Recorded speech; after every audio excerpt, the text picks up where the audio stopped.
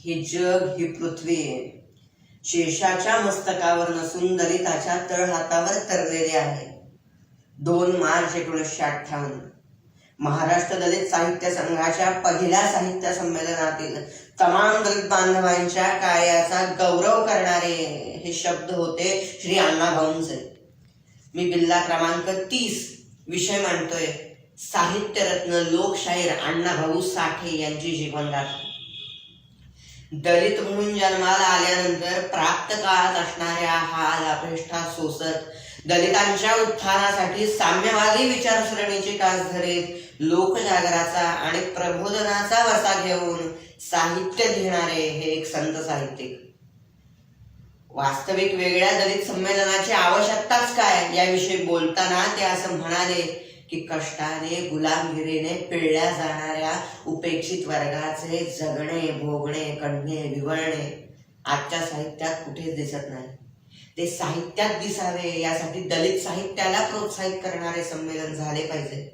व्यभिचारी स्त्री आणि नवयौवनांच्या चड्ड्या फेडणाऱ्या वासनांद बोक्यांची वर्णने करणारे साहित्य काय कामाचे असा परखड सवाल ते टाकतात.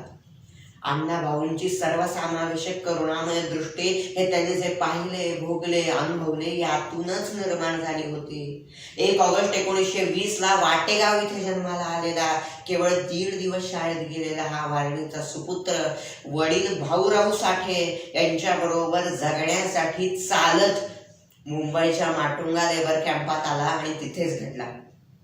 वास्तविक कोणताही शैक्षणिक वारसा आणि पाठबळ नसताना केवळ देवदत्त प्रतिभेच्या जोरावर जेमतेम मराठी वाचू शकणारे हे ढोलकी, तुणतुणे आणि तमाशाच्या परंपरागत पुण्याईवर विविध साहित्य कृतींचे जनक झाले.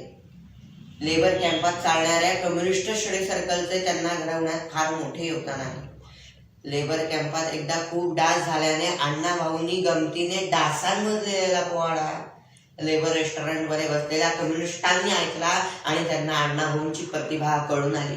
आणि लोककलांच्या माध्यमातून आंबेडकरी जलसे उभारून जनमानसापर्यंत पोचता येईल या विचाराने प्रेरित झालेल्या कॉम्रेड पगारे यांनी अण्णाभाऊंची राहण्याची सोय भाडेकरू संघाच्या खोलीत केली. आणि गण लिहिला तर 5 रुपये बक्षीस, वगनाट्य लिहिले तर रेंगा शर्ट शिवणार असे सांगून अण्णाभाऊंना लिहिते केले. अण्णांनी पहिला वग लिहिला अकलेची गोष्ट.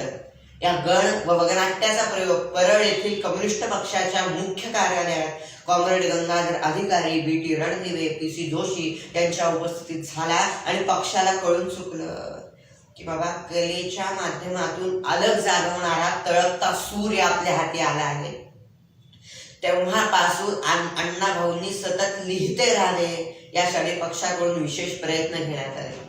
कॉम्रेड हरी जाधवांचे दादर कलापथक असो अथवा 1944 मध्ये स्थापित झालेले अमरशेख अण्णाभाऊ गवाणकर यांचे लाल बावटा कलापथक असो, या सगळ्यातून अण्णाभाऊंची लेखणी अधिकच बहरत होती. वास्तवाची झळ बसलेली जिवंत शोषित माणसं वेदनांसहित त्यांनी आपल्या कलाकृतीतून उभे केले. अण्णाभाऊंचा जन्म जडणघडण ही स्वातंत्र्य युद्धाच्या काळातील. साम्यवादी विचारसरणीने स्वातंत्र्यासाठी, समाज सुधारण्यासाठी दिलेल्या लढ्याचे ते अविभाज्य भाग होते. त्यांचे स्वातंत्र्य युद्धाविषयीची आस्था प्रकट होते त्यांनी लिहिलेल्या गणातून वगातून. गणात गणेश नमनाने सुरुवात करण्याची प्रथा बदलून त्यांनी शिवरायांना, मातृभूमीला आणि लोकमान्यांना नमन केले आहे. महाराष्ट्राची परंपरा या त्यांच्या विस्तृत पोवाड्यात स्वातंत्र्यासाठी झगडणाऱ्यांचे सातारच्या पत्री सरकारचे वास्तव दर्शन आले आहे. इंग्रजांची हजेरी अर्थातच गुलामगिरी नाकारणारा आणि साथीदारांसोबत लढणारा फकीरा हे स्वातंत्र्याच्या इच्छेचे प्रतीक आहे. अकलेची गोष्ट बघा, अण्णांनी शेतकऱ्याला लुबाडणाऱ्या आणि त्यांना पुरून उरणाऱ्या शेतकऱ्याचे चित्रण केले आहे. अण्णाभाऊ इंग्रजांची गुलामगिरी आणि त्यांच्या समाजाला भोगावी लागणारी प्रस्थापितांची अज्ञानाची गुलामगिरी या दोनही पातळ्यांवरती आपल्या लिखाणातून लढताना दिसतात. देश स्वतंत्र झाला तरी समाजात समानता आली नाही. समाजात समानता नांदली पाहिजे या ध्येयाने प्रेरित त्यांचे लिखाण साम्यवादाचा पुरस्कार करते आणि खऱ्या स्वातंत्र्याची कास धरीत समाजाचे प्रबोधन करते. नवी राजकारणे, प्रांतिक धोरणे उदयास आली, त्यामुळे अण्णांच्या लिखाणातील स्वातंत्र्यतेचा, समानतेचा लढा सुरूच राहिलेला दिसतो. संयुक्त महाराष्ट्राच्या चळवळीत अमरशेख अण्णाभाऊ गव्हाणकर या त्रयीने मोठे काम केले आहे. मुंबई, बेळगाव, कारवार, निपाणी, धारवाड हा सीमा भाग महाराष्ट्रापासून तोडला जाणार या कारस्थानाचे दुःख अण्णाभाऊ आपल्या प्रसिद्ध कवनातून करतात. अरे माझी मैना गावाला राहिली, माझ्या जीवाची होती या कायली. येथे महाराष्ट्र हा तरुण शेतकरी आणि त्याची बायको म्हणजे हा तुटणारा प्रदेश हे रूपक आहे. संयुक्त महाराष्ट्राच्या चळवळीत मोरारजी सरकारने तमाशाची प्रबोधन ताकद ओळखून तमाशावर बंदी घातली तेव्हा अण्णाभाऊ म्हणाले, आज आपण लोकनाट्य सादर करणार आहोत आणि तमाशाचे लोकनाट्य असे वारसे झाले. तमाशातील स्त्रीकडे पाहण्याची दृष्टी अण्णांनी बदलली. त्यांनी कलावती स्त्रियांची पात्रेच बदलली. शेतकऱ्याची, कामगाराची बायको, त्यांचे ठसकेबाज संवाद असे बदल केले. उगाच अचरट विनोद करणारी गवळण काढून टाकून गणानंतर लगेच वग सादर करण्याची प्रथा पाडली. शेतकऱ्याच्या, कामगारांच्या, दलितांच्या कथा पात्रे लोकनाट्यात आणून ते लोकांसाठी शाहिरी करणारे लोकशाहीर ठरले.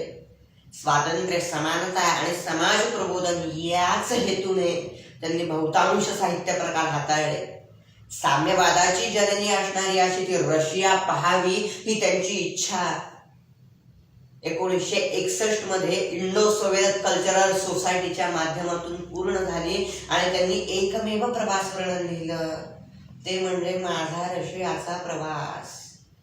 आचार्य यात्रे आणि कॉम्रेड श्रीपाद अमृत डांगे यांचे आशीर्वाद घेऊन सातारा ते मुंबई एकट्याने कधीही प्रवास न केलेल्या अण्णाभाऊंनी चितोडकी राणी या विमानाने वेगवेगळ्या क्षेत्रातील शिष्टमंडळासोबत ताश्कंतकडे झेप घेतली. शिष्टमंडळातील सभासदांच्या शिष्टपणाचा अनुभव त्यांना आला, पण पुढे सगळे व्यवस्थित झाले.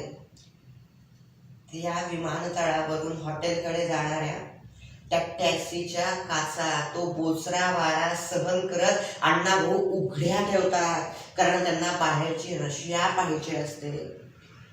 दुभाषी निकोबाचे यांच्या उद्या काय पाहणार या प्रश्नाला ते उत्तरतात, रशियातली माणसं.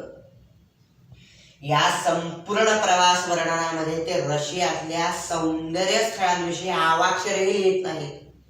ते लिहितात तेथे भेटलेल्या माणसांविषयी, त्यांच्या जगण्याविषयी, त्यांच्या दिलखुलासपणा, नम्रते, सभ्यतेविषयी. मराठीत केलेल्या भाषणानंतर शिवचरित्र रशियनमध्ये लिहिणाऱ्या प्रोफेसर एग्विन चेलिशेव, शाहीर आदेश म्हणणाऱ्या डॉक्टर हमीद विषयी, दगडाचे फूल, दिलाराम या नाटकांच्या भव्यतेविषयी, नवीन विषयी, स्टालिन सामुदायिक शेतीविषयी. त्यांना रशिया समृद्ध वाटते, शोधूनही दारिद्र्य सापडणार नाही असे ते लिहितात. मराठीच्या प्राध्यापिका तत्यानबाईच्या सोबत लेनिनग्राड विश्वविद्यालयातील मराठी अभ्यासकांच्या टेबलावरती आचार्य यात्रेंची चांगुणा आणि नासी फडक्यांची उद्याची बात या 2 कादंबऱ्या पाहिल्या आणि 2 टोके म्हणून खटकले आहे. नासी फडक्यांचे केवळ रंजक लिखाणाला ते नाकारतात. अरे आम्हाला गंगेसारखे निर्मळ साहित्य हवे आहे, मांगल्य हवे आहे, ही त्यांची भूमिका पुन्हा स्पष्ट होते. महानुभवपंथीय संस्कृतातील ज्ञान, दलितांच्या भाषेत आणणारे ज्ञानदेव, महाराच्या पोराला कडेवर घेणारे एकनाथ त्यांना साहित्यिक वाटतात. संतांप्रमाणे अण्णांनी सोसलेल्या दुःखाविषयी आवाक्षरही कधी आपल्या लेखात लिहिलं नाही. कुठेही सूड भावना, आकांड तांडव नाही लिहिलं. ते केवळ कल्याणाचंच. म्हणूनच मी त्यांना संत साहित्यिक म्हणालो. त्यांचं पाळण्यातलं नावही तुकारामच आहे बरं का. मराठीच्या इतिहासात त्यांचा साधा उल्लेखही नाही. याविषयीची खंत ते SS भोसलेंना बोलून दाखवतात, पण कुठेही खैर व्यक्त करत नाही. चिराग नगरीची भूत, फरारी, भानामती, कृष्णाकाठच्या कथा आदी 13 कथा संग्रह, इनामदार सुलतान आदी 3 नाटके, चित्रा, वैजंता, पारणीचा वाघ, फकीरा आदी 35 कादंबऱ्या, 1 प्रवास वर्णन, 7 चित्रपट, दूरदर्शन मालिका, शाहिरी कवने, त्यातील बंगालची हाक, स्टॅलिनग्राडचा पोवाडा असे 10 प्रसिद्ध पोवाडे लिहिताना त्या पात्राची तशी तशी भाषा घेणारा हा हरहुन्नरी साहित्य सम्राट, जगबदल घालून घाव सांगून गेले मला विमरावा असं म्हणणारा कथा कादंबरीकार लोकशाहीर खरोखरच साहित्यातील रत्नच आहे. मित्रांनो, जे हितासहित असतं तेच साहित्य, साहित्यातलं हित जपणारा असा हा लेखक, साहित्यरत्न लोकशाहीर अण्णाभाऊ साठे.